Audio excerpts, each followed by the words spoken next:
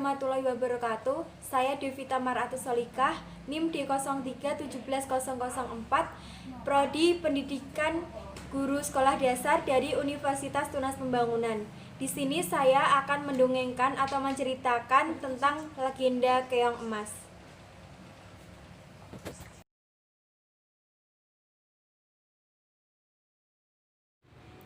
Pada zaman dahulu, hiduplah seorang raja yang bernama Kertamarta. Ia memimpin sebuah kerajaan yang sangat indah dan sangat megah. Kerajaan tersebut adalah Kerajaan Daha. Raja Kertamarta mempunyai dua orang putri yang sangat cantik. Yang pertama namanya Dewi Galuh, dan putri yang kedua namanya Candrakirana. Kehidupan mereka sangat bahagia dan berkecukupan. Pada suatu hari datanglah seorang pangeran tampan dari kerajaan Kahuripan.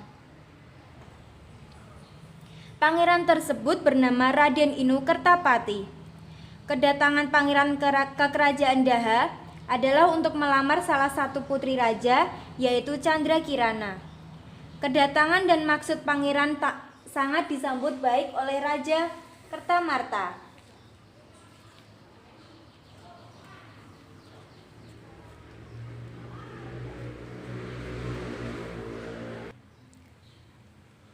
Pangeran Kertapati datang ke kerajaan Daha dengan maksud untuk melamar Putri Candrakirana. Dan Putri Candrakirana pun menerima lamaran Pangeran Raden Inu Kertapati. Karena pertunangan itulah membuat Dewi Galuh merasa sangat iri.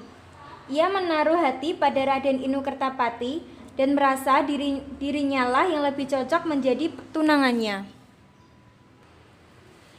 Dari perasaan irilah kemudian berkembang menjadi perasaan benci. Dewi Galuh mulai merencanakan untuk menyingkirkan Candrakirana dari kerajaan.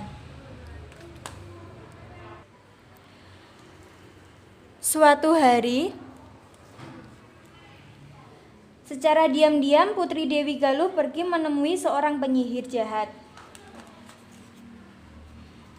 Ia pun meminta bantuan kepada penyihir untuk menyihir Candrakirana menjadi sesuatu yang menjijikkan. Dan Pangeran Raden Inu menjauhinya. Ia pun berharap menjadi pengganti Candrakirana sebagai tunangannya.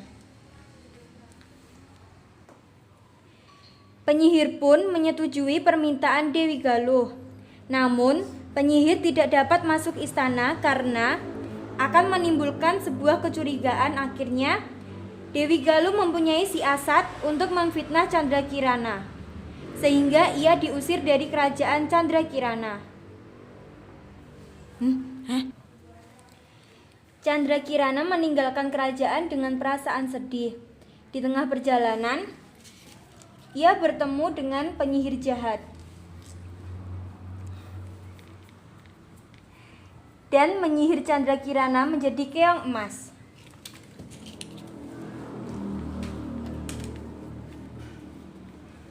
Setelah berhasil menyihir Candrakirana, penyihir langsung membuangnya ke sungai.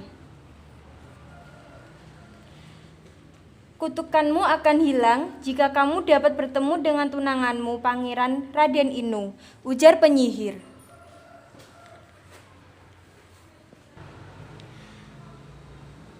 Suatu hari seorang nenek sedang mencari ikan dengan menggunakan jala. Akhirnya keong emas ikut tersangkut oleh jala tersebut. Melihat betapa indahnya keong emas yang ia dapatkan, si nenek langsung membawanya pulang dan disimpannya keong emas di tempayan. Nenek tersebut memelihara keong emas dengan baik dan memberikan makanan agar tidak mati.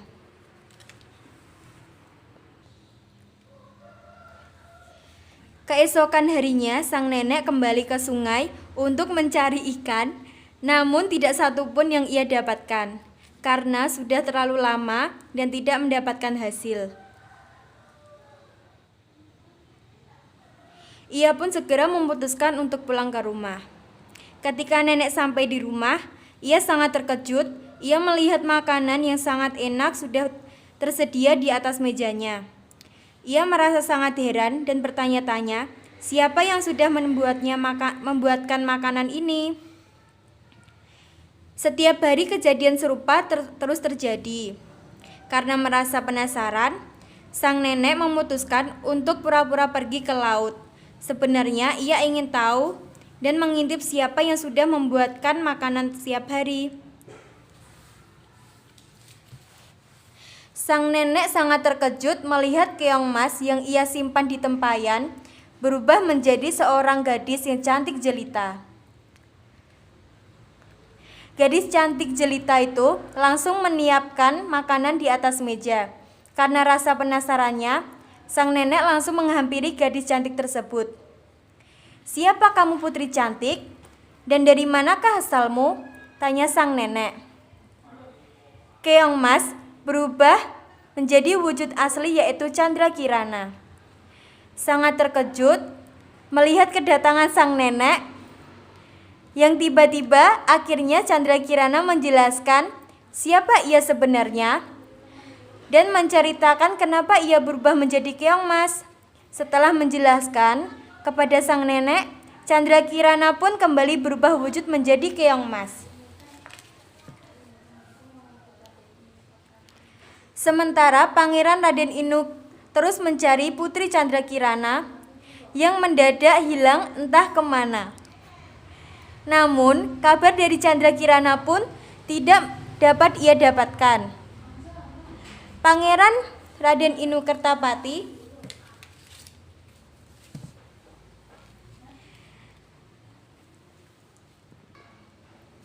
sangat yakin bahwa Candrakirana masih hidup. Karena keyakinannya itu membuat Raden Inu tidak berhenti mencari.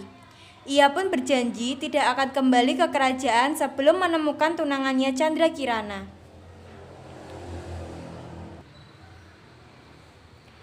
Akhirnya penyihir jahat mengetahui bahwa Pangeran Raden sedang mencari Candrakirana. Ia mencari cara agar pangeran tidak dapat menemukan Candrakirana. Ia pun menyamar menjadi seekor burung gagak. Di tengah perjalanan, Raden Inu dikejutkan oleh burung gagak yang dapat bicara. Burung gagak tersebut mengetahui tujuannya. Pangeran yang merasa senang dan menganggap burung tersebut tahu di mana keberadaan Candrakirana. Ia pun mengikuti petunjuk yang diberikan burung gagak, padahal petunjuk tersebut adalah salah.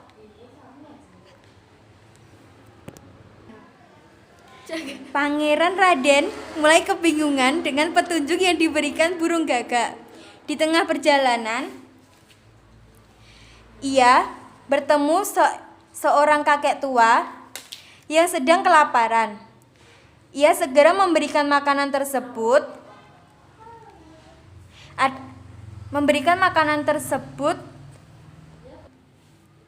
Ternyata kakek tersebut adalah seorang kakek yang sakti dan menolong Raden Inu dari burung gagak.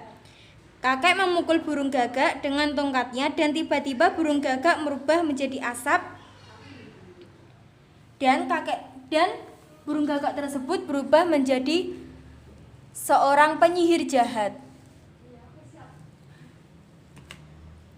Kakek tersebut memberikan petunjuk jalan. Pangeran Raden Inu Kertapati segera menuju desa Dadapan.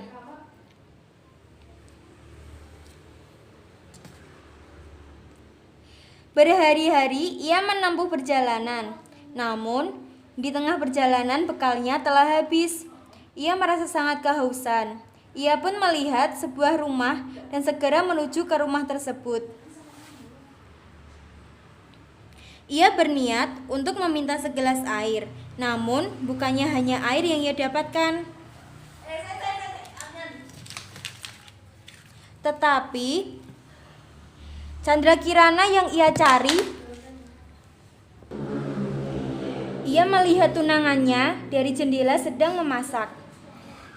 Akhirnya Pangeran Raden dapat menemukan Candrakirana. Ia merasa sangat senang.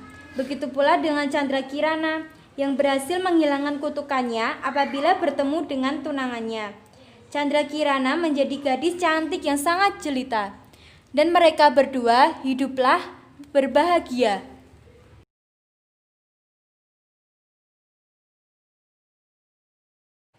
Sekian dari cerita saya. Wassalamualaikum warahmatullahi wabarakatuh.